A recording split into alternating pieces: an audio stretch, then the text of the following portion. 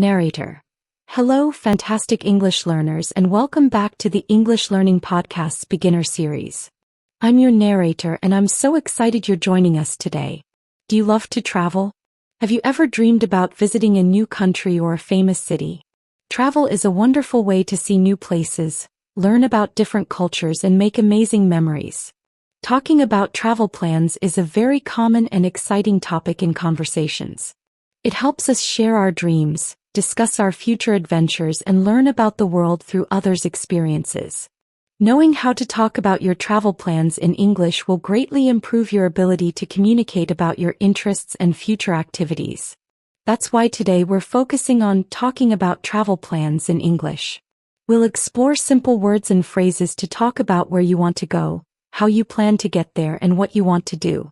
Learning these phrases will give you a great boost in your ability to share your personal experiences and future goals in English. In this episode, you're about to hear a natural and easy-to-follow conversation between two friends, Oliver and Chloe. They will talk about their upcoming travel plans, their dream destinations, and the preparations they need to make. They'll use simple English, making it easy for you to understand and start talking about your own travel plans. After their conversation, we'll have a short, active practice session to help you use these new words and phrases yourself. Listen closely to their simple English and the useful vocabulary they use. Get ready to expand your vocabulary and practice listening just by tuning in. Let's dive into the conversation. Oliver: Hi Chloe. How are you today? I'm so excited because I'm planning my next big trip. It made me think about how much I love to travel. Do you have any travel plans coming up, Chloe? Or where would you like to travel next? Chloe: Hi Oliver. I'm doing great, thanks. Oh, travel plans. That's my favorite topic. Yes, I do have a travel plan. I'm planning to go to Rome, Italy next spring around April. I've always wanted to see the ancient Roman ruins and eat authentic Italian food.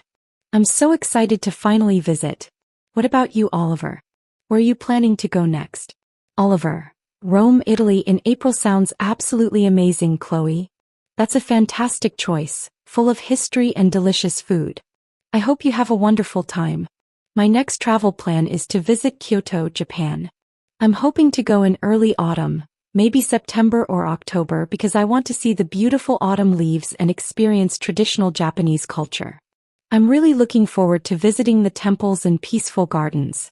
What are you most excited to see or do in Rome, Chloe?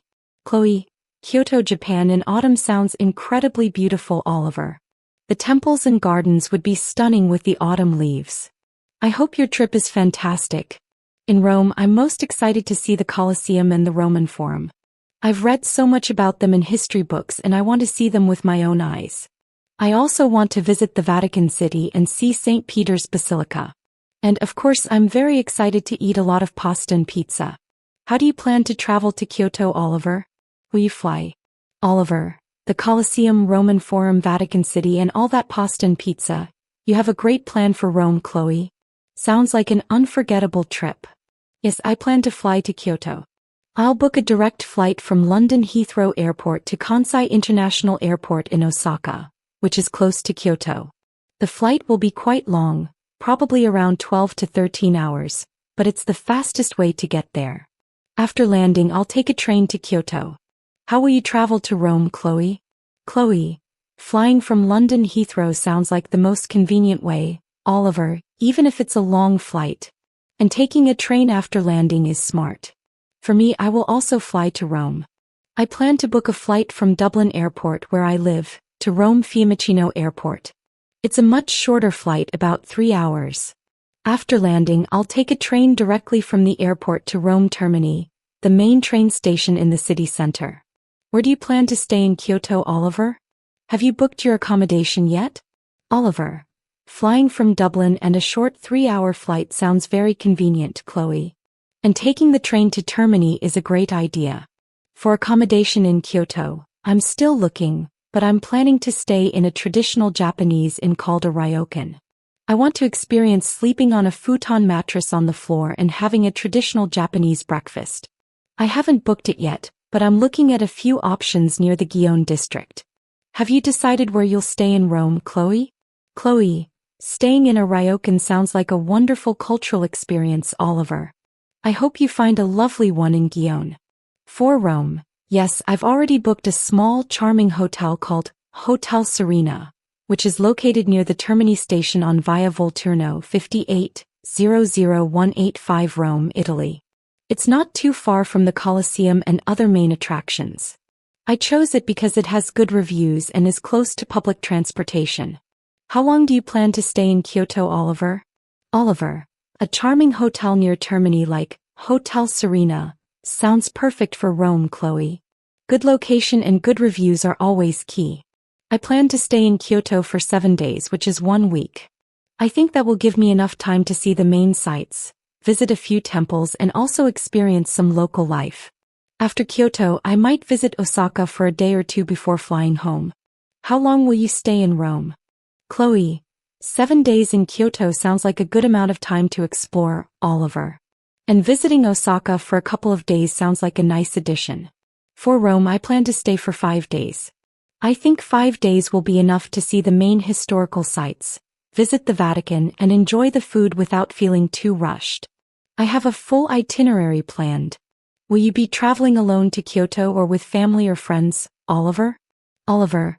5 days in Rome is perfect for seeing the main sites and enjoying the food, Chloe. A full itinerary sounds great. I will be traveling to Kyoto alone.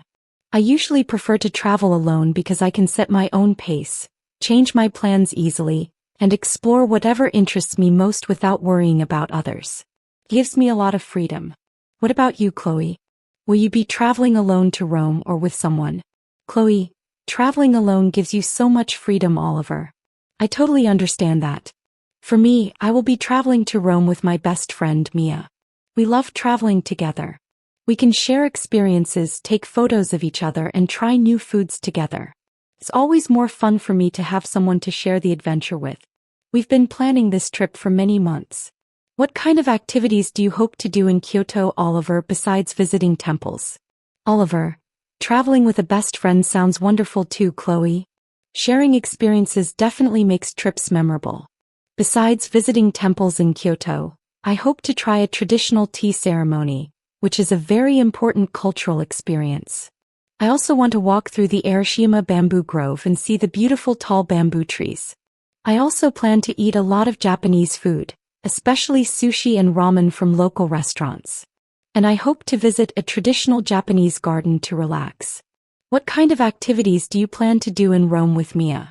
Chloe. A tea ceremony, the bamboo grove, and local Japanese food all sound like fantastic experiences in Kyoto, Oliver. Especially sushi and ramen. In Rome with Mia, we plan to take a walking tour of the ancient city to learn more about the history.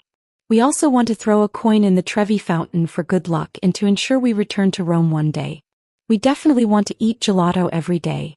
And we plan to explore the Trastevere neighborhood in the evening to find good local restaurants.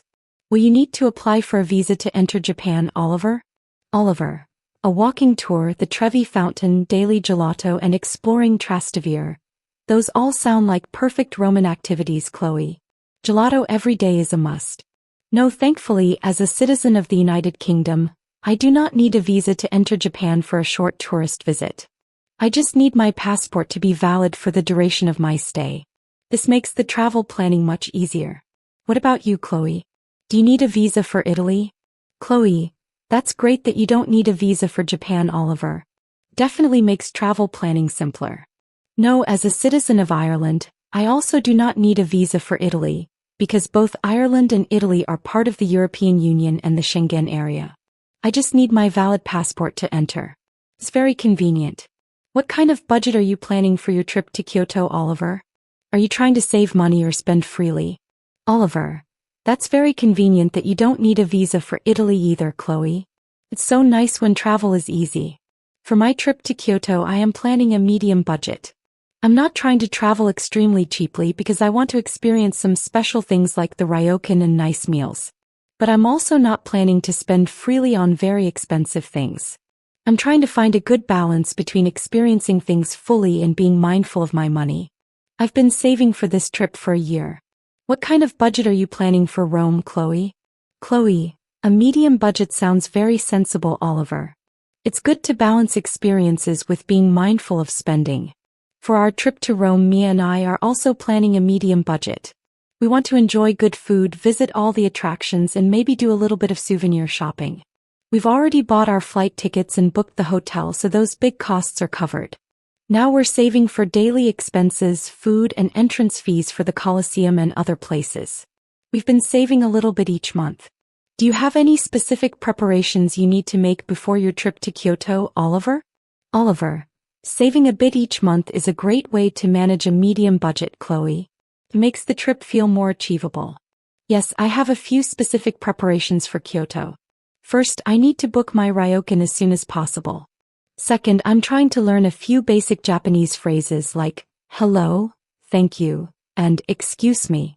I think it will be helpful and respectful to the local people. Third, I need to make sure my travel insurance is updated. And finally, I need to exchange some currency into Japanese yen before I leave. What about you, Chloe? What preparations do you need to make for Rome? Chloe, booking the ryokan, learning basic phrases, getting travel insurance, and exchanging currency. Those are all very smart preparations, Oliver. Especially learning some Japanese phrases. For Rome, Mia and I have a few preparations too. We need to plan our daily itinerary in more detail, deciding which sites to visit on which days. We also need to pack our suitcases carefully, making sure we have comfortable shoes for walking a lot and appropriate clothes for visiting churches. We're also researching good local restaurants that are not too expensive. And finally, we need to buy our train tickets from the airport to the city center in advance. Do you think travel is important for personal growth, Oliver? Oliver, detailed itineraries, careful packing, especially comfortable shoes, and researching restaurants. Those are excellent preparations for Rome, Chloe. And buying train tickets in advance is a smart move. Yes, I absolutely think travel is incredibly important for personal growth. For many reasons. First, it opens your mind to new cultures, new ways of life, and different perspectives. You learn that not everyone does things the same way you do. Second, it teaches you to be adaptable and solve problems. Things don't always go as planned when you travel, and you learn to be flexible. Third, it builds confidence and independence because you are in new situations and have to rely on yourself. And finally, it creates unforgettable memories and experiences that last a lifetime. So yes, very important. Do you agree that travel is important for personal growth, Chloe? Chloe, I completely agree, Oliver. Your reasons are spot on. Opening your mind, learning adaptability and problem solving, building confidence, and creating unforgettable memories. These are all incredibly important benefits that travel offers. I think especially the idea of opening your mind is so powerful. You learn so much about the world and yourself. It's not just about seeing new places. It's about changing how you see everything. This has been a great chat about travel plans. I've really enjoyed hearing about your trip to Japan. Oliver, yes, it has been, Chloe. I've really enjoyed hearing about your exciting trip to Rome and all your plans with Mia. It's always interesting to learn about where people want to go and what they hope to experience. Chloe, it definitely is, Oliver. It helps us understand each other better. Well, it was really nice talking to you about travel. I should probably get going now. I have a language lesson for Italian soon. Oliver, of course, Chloe. I understand completely. I hope your Italian lesson goes well. It was really nice catching up with you and learning so much about your travel plans. Have a great rest of your day. Chloe, you too, Oliver. Enjoy your travel planning. See you around soon. Oliver, see you, Chloe. Practice session. Your turn to speak. Narrator. All right, fantastic learners, it's your turn to practice. I'll ask you a question about travel plans. Listen to my question, then say your answer aloud. Try to use the new phrases you heard today. Where would you like to travel next? Good. Now, how do you plan to travel there, e.g. fly, train? Excellent. One more. What is one thing you are excited to see or do there? Narrator. Fantastic work. Now just quickly repeat these two important phrases after me. I want to visit Rome. I will fly there. Narrator. You're doing great. Keep practicing talking about your travel plans in English. Conclusion. Narrator. Wow, you've done an incredible job today. You just practiced a very exciting and common topic. Talking about your travel plans in English. You can now confidently talk about your dream destinations, how you will get there, and what you hope to experience. This is a fantastic step in your English journey. Remember to use these new phrases every day. The next time you're thinking about a trip or seeing pictures of a new place, try to describe it in English to yourself or a friend. Every time you practice, you're building real confidence step by wonderful step. Keep learning, keep speaking. Don't miss our next lesson in the beginner series. Goodbye for now.